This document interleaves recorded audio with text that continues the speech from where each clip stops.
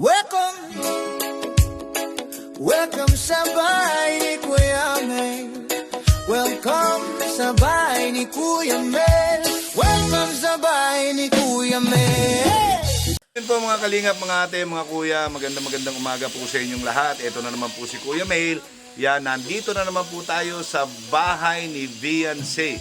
Dahil patuloy pa rin po ang paggawa doon sa kanyang kwarto, pinapaganda po. At siyempre, ang papel ni Kuya Mel dito sa bahay nila Viancy ay magluto para sa mga karpintero at sa pamilya. Ano po? So, ngayon, ano po ang ating menu? Ang menu po natin ngayon ay chop suey ala Kuya Mel. Ano po? Chop suey ala Kuya Mel. Yan po ang lulutuin natin ngayon. Magandang umaga po sa inyong lahat. Sana po ay magustuhan nyo ang ating vlog ngayon at ang ating lulutuin ay gulay dahil Biyernes ngayon. Yan, magugulay po tayo. So, eto po, papakita ko sa inyo ang aking mga ingredients. Siyempre po, bumili na tayo ng mixed vegetables. Ayan po, bumili na tayo nung nakamix na kasi yan, para hindi na po ako mahirapan maghiwa-hiwa pa. Yan, ilulunod na lang natin siya. Pero pwede na to kasi kahit na kulang yung ibang konti lang yung cauliflower, pero okay na po yan para sa chapyu. At siyempre, hindi mawawala yung ating impilya ng baboy para sa mantika, para mas masarap, mas malasa. Ano po? At lalagyan po natin ng pork liver. Pork liver po, ayan, at saka ang sahog po natin ay 1 kilong panggisan na baboy. Ayan po, 1 kilo yan nilagay natin kasi medyo marami tong gulay. So, 1 kilo ilalagay natin. At syempre, hindi mawawala ang bawang, sibuyas, yan, oyster sauce, paminta. Ayan po, yan lang po ang kailangan natin. Meron tayong cornstarch dito pero optional yan. Syempre, magic sarap. Toyo, patis, yan, para sa pangtimpla. Ayan po ang gagamitin natin, ano? Ayan. Ayan po ang preparation natin dito sa simpleng chop suey ni Kuya Mel po. Yan. At syempre, paparisan natin siya ng eto. Yan, grabe oh. Yan.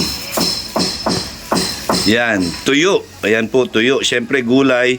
Pag may gulay, may tuyo. Para po mas masarap ang kain nila, ito na yung magpapabalance ng lasa doon sa kinakain nila. Kung matabang man, pwede nilang gamitin ng tuyo para sumakto yung timpla. So, ayan po, marami tayong biniling tuyo. So, ayan mga kalingap. Yan, ulitin po natin. Paminta, cornstarch optional, magic sarap, toyo, patis, yan, oyster sauce, mantika. Ayan, mantika para yan doon sa tuyo. So, sibuyas, bawang, pork, hindi ko alam kung anong part ito. Yan, panggisa yan. Tapos liver, pork liver, at saka impilya, and mixed vegetables. Ayan lang po. So, ayan po. Panoorin po natin. Tara, let's! Po, ang gagawin po muna natin, papakuluan ko muna itong baboy para mas masarap kainin, malambot. Ano po, hindi siya medyo matigas pagka sinama na natin sa gisa kasi yung iba medyo matigas yung baboy, di ba?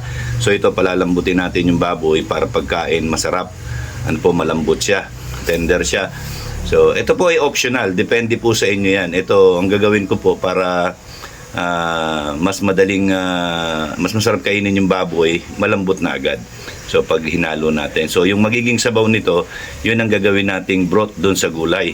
Yun po, lalagyan natin ng konting sarsa para noon ma-enjoy ng mga gumagawa. Yun po. So, ayan po. Ayan, ganyan muna ang proseso natin. So, habang naghihiwa ako ng mga sibuyas, bawang, po, nakachop na po yung ating sibuyas, bawang, at syempre, yung ating atay. Ayan, sinama po natin dito para mahiwa-hiwa natin ng maliliit. Ayan, para mas malasa, ano po. Tapos yung sabaw nito, isasabaw natin doon sa sa chop suey yan. Ayan, isasabaw natin yan doon sa chop suey para malasang malasa. Kaya ko po nilaga na yung atay para po madaling hiwain. So, optional pa rin po ito. Depende sa inyo kung gusto nyong isama na dito. Yan, yung kagaya ng ginagawa ko. Depende po sa inyo yan. Ayan. So, para yung baboy masarap na kainin, malambot na. At malasa yung sarsa niya, magiging malasa. Tapos pag medyo luto na yung, atay, hihiwa-hiwain natin yan na maliliit para maghalo lalo yung lasa doon sa gulay. So, ayan po, depende po yan, optional yan. Depende po sa diskarte nyo kung paano nyo po lulutuin. Ito po yung style ng aking pagluluto. Ayan. So, ayan na po yung baboy at saka yung sabaw niya. Sinama natin. Mamaya, pag ginisa natin yan, yung sabaw niyan, lalagyan natin ng konting cornstarch para medyo malapot-lapot. Ano po. Tapos, ito, hihiwain na natin tong atay. So, okay. Yan po. Habang papamantika tayo ng impilya para panggisa. So, ayan po. So, ayan lang po yung proseso, no? Napaka-basic lang po ng proseso. So, inuulit ko po, ano? Yan, depende po yan sa inyo kung paano nyo sila uumpisahan iluto. Ano po, diskarte lang po sa pagluluto. Style nyo sa pagluluto po yan. So, yan lang po yung ginamit natin. Ayan. So, ngayon maghihiwa na ako ng atay. Okay po, ayan na po yung atay, nahiwa na natin at syempre ayan na po yung nagmamantika na yung yung ating chicharon na impilya. Pamantikain pa natin kasi medyo puti-puti pa. Pamantikain lang po natin yan. Impilya po yung ginagamit natin, impilya ng baboy. So, maya-maya po magigisa na tayo. Magigisa na po natin. Ayan na siya. So, ito yung baboy na nilaga ko na po. At yung sabaw niyan, gagawin nating broth. Ayan. Tapos, sibuyas, bawang, atay, at ayan.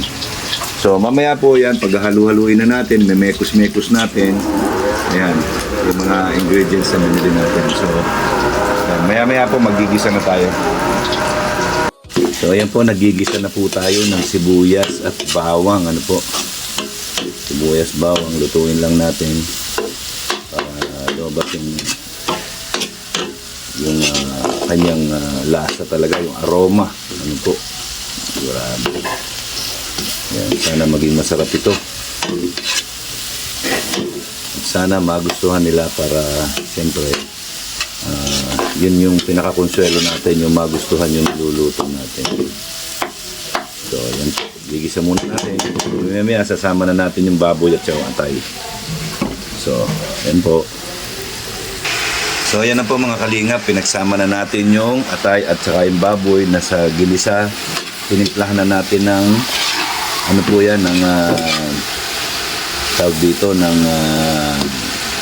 paminta. Ano po? Paminta, asin.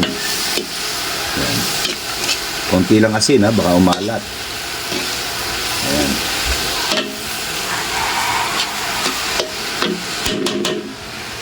So, ayan po. So, ayan po mga kalinga, pinalo na po natin. So, pero hindi pa po yan tapos. So, imemekos-mekos lang po natin para kumatas yung tubig ng gulay. Ano po? Ayan, para maluto siya ng gusto. Okay, so medyo mahina lang yung apoy. Ayan. So ayan na po yung yung resulta, no. Ayan na po yung resulta. So hindi ko pa siya natitimplahan. Yan, niluluto ko muna yung gulay. Yan kasi yung carrots, medyo matigas yung carrots. So ayan na po yung resulta niya. So pagka naluto po yan, titimplahan na natin. Pagka medyo malambot na yung gulay, yan, titimplahan na natin kasi hindi masarap sa chapsuy yung medyo matigas yung gulay. Pilipino baga tayo. Ayan. So, ayan po, pagka naluto yung gulay, yan, titimplahan na natin siya. So, meron na siyang timpla pero hindi pa siya final. So, ito na po yung resulta ng chapsuy na gagawin natin. Ayan na po yun. Yung lasa na lang po yung aayusin natin ngayon. So, ayan po. Ayan. Chapsuy ala Kuya Mail. Ayan. Sana po magustuhan ito ni Viancy. Sana magustuhan ni Viancy. Ayan. Gulay. Mahilig sila sa gulay. Ito iba namang klase ito. Walang gata ito. Walang gata itong gulay na ito. Ayan. Ayan na po yung ayan na po yung chapsuy natin ala Kuya Mail. Ano po? Okay na po yung timpla. Palalambutin ko na lang yung sayote at carrots. Medyo matigas-tigas pa po yung sayote at carrots. So siguro mga at least 3 minutes na lang po natin siyang papakuluan. Ayan.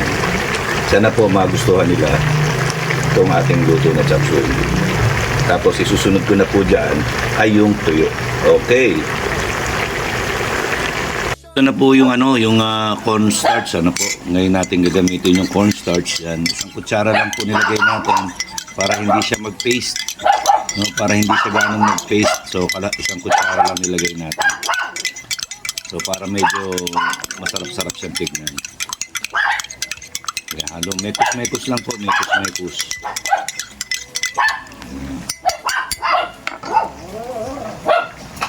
Ayan na po yung chop suey, luto na po. Luto na. Yan medyo malapot-lapot na yung sabaw ng konti, hindi po siya parang tubig. Yan. Para masarap po. Ayan, ang chop suey natin, ala Kuya Mail. Ayan po, sana po nagustuhan ninyo itong ating recipe ngayon. So, ayan po, maraming salamat po sa patuloy ninyong pagsubaybay kay Kuya Mail sa ating lutong bahay ala Kuya Mail dito sa bahay ni Viancy. Ayan. Suportahan po natin yan lahat ng ating mga uploads. Sa mga bashers po, yan. Wag niyo pong gayahin kung hindi niyo po gusto yung aking style of cooking. Yan, wala pong problema doon. So, mabuhay po tayong lahat yan. Mamaya abangan natin kung ano magiging resulta. Yan po, luto na po. So, yung ating dalaga anuhan po natin, tatabihan natin si Viancy. Yan.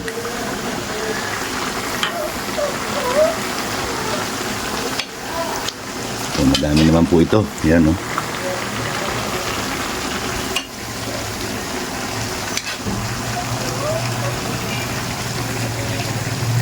Yan po, para kay Viancy ito. So, ayan na po yung para kay Viancy. Ito na po yung aming kakainin ngayon. So, okay na po tayo. Ayan. Ayan, para kay Viancy. Siyempre, hindi natin siya pwedeng hindi pagtiranan mo. Ayan. Para mas lalo sumeksi, kailangan nutritious food. Ayan na po yung tuyo. Ayan, grabe. Ayan, no? Yung tuyo. Ayan, nagpiprito na po tayo ng tuyo. Para pang dun sa gulay natin. So, pwede na to. Nanguin natin para hindi siya masunog. Ayan, ganyan po ako magprito ng tuyo para malutong. Ito. Ayan. So, ayan. Nilapag ko muna. So, ayan na po yung tuyo. Ayan, para mas masarap ang kain. Naman po yung tuyo na pamartner doon sa kay Baby Viancy, no? Ito na po. Ayan. Para make a partner. Ayan. Para matikman niya po yung kombinasyon. Ayan. Sana magustuhan po ni Lady Viancy natin, ano? So, ayan. So, abangan po natin ang resulta mamaya. Magkakain na po. Nagkakain na po sila. Ano sir? Panalo na naman. Ha? Sabi araw, panalo lagi. Ayan po yung ulam namin. Ayan, oh. Oh. Grabe yan, may tuyo. Panalo na naman to. Oh. Ayan, oh, pinili yung mga atay, oh. Tingnan nyo. Kunti lang po baka Oy, bawal sa'yo yan. walang bawal. Baboy yan, di ba? Bawal sa'yo baboy, dapat malunggay. Walang bawal sa atin. Ayan. Kaya natin yan. Grabe. Kaya natin yan gamutin. Yan si Ron, tignan nyo. Yan, sinasabi ko, kailangan lagi may sabaw ay. Ang kailangan namin ay Yan ang may sabaw. Yan, no? Ganda na nga yun. Ganda mo ngayon. Tignan niyo po yan, oh. Tuyo, kapartner. Yan, grabe. Yan po. Nakro, Ben, kablay. Bakit? Kabang. Ha? Matabang. Ay, okay lang. Hindi ko pinatikim doon. May tuyo eh. Kaya pala. Kaya may tuyo yan. Tuyo pala. Tuyo pala yun? Oo. Ha? Oo. Okay. Siyempre, di ko naman pwede timplahan ng timpla ko yan. Baka gusto mong bumalik dito, magdala ka ng tuyo. Yan po. Yan. Kamusta po lasa? Sarap. Yan. Tuyo pala, katapat yun. Oo nga naman. Ayan. Kuya, tanongin mo. Yan. Ano, kamusta lasa ng adobo? Adobo ka dyan, ginisa to eh. Ginisang ano yan? Ginisang Sitaw. tapsoy. Kala ko sitaw eh. Tapsoy. Sapsuy ba? Sapsuy? Ayan. Ito mo, maliliit ah. Okay, sarap. Lagi naman. Lagi naman. Wala naman choice. Po. Ayan, masaya sila kumakain. Nandito tayo kay Birador. Ayan o. Kanina. Kunin natin? Kunin natin. Ha? Ayan po. Ayan. Sakto lang yung niluto natin. Ay, di yan inumin. Ha? Doon ka. Ay, ano men? Ganyan. Doon ka. Laki. Ay, po natin yan eh. Ayan. Umaya na. Doon ka muna. Tando ko natin si Bebal para hindi tira. No? Sige, ako na. Ako na magtitira. Sabili ka man kawik? Wag lang ano? Wag lang. Jun. Wag lang. Ganito. Wag lang di 12. Delikado. Ano siya no? Oo. Ngayon mo ba kayo? Ganun no. Yung kinakarla, hindi pwedeng inuman. Kung estudyante nga natin, wala inom eh. Yung kinakarla, nakukay. Yung hindi pwedeng inuman. Sa inom ba ako doon? Si Chip na inom doon. Ayan. Ganito. Pagtitira natin si Kuya Bal. Manila. Ano man lang? Ayan. Si Jun. Ako nga, nainom doon eh. Kasi lalim? Napakasila na natin kung hindi tayo inom doon. Tama. Dahil na.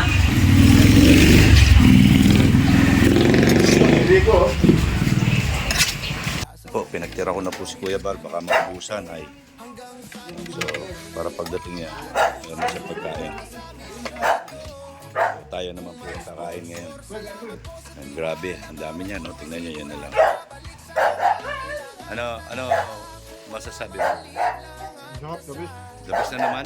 Oh? Sana scatter na lang yan dahil Hindi lagi ako tayong uuwi. panalo. Hindi ka na uwi? Ayan. Grabe.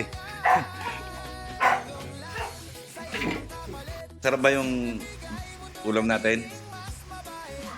Ha? Sarap? Gusto mo yan? Nagustuhan mo? Ha? Ayan.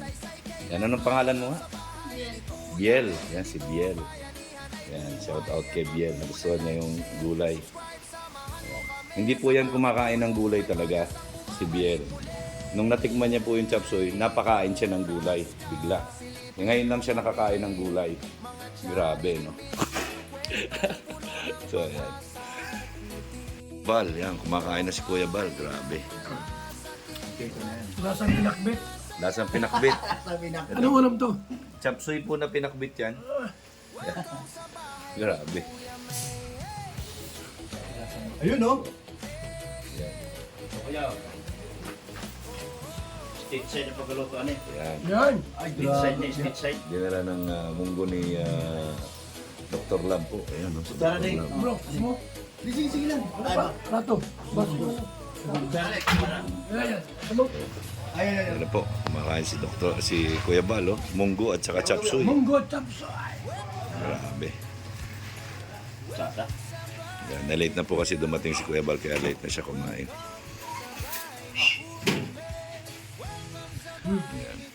Tikman nga yung munggo mo. Ano yung luto? Ikaw o si Mrs.? Yung ano? Hoy, ingay. Ingay tika. Oo nga, maraming ano. Malaya. May lupati pa. Ito yung ano, antas namin si Bisaya. May lupati. Saka yung ano. Yun po mga kalingap, mga ate, mga kuya, mga ka-OFW, mga ka-EDSI dyan, mga ka-Jomcar dyan. Ayan po, natapos na naman ang ating luto for the day sa bahay ni Beyonce.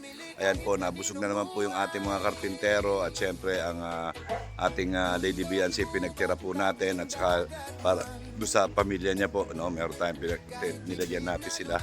Nagiwalay na tayo kanina para matikman nila din yung araw-araw na niluluto natin. So maraming salamat po sa lahat ng mga nagsusubaybay po sa ating cooking vlog sa bahay ni Beyonce. Yun, maraming salamat po sa inyong lahat. God bless and I love you 3 times a day.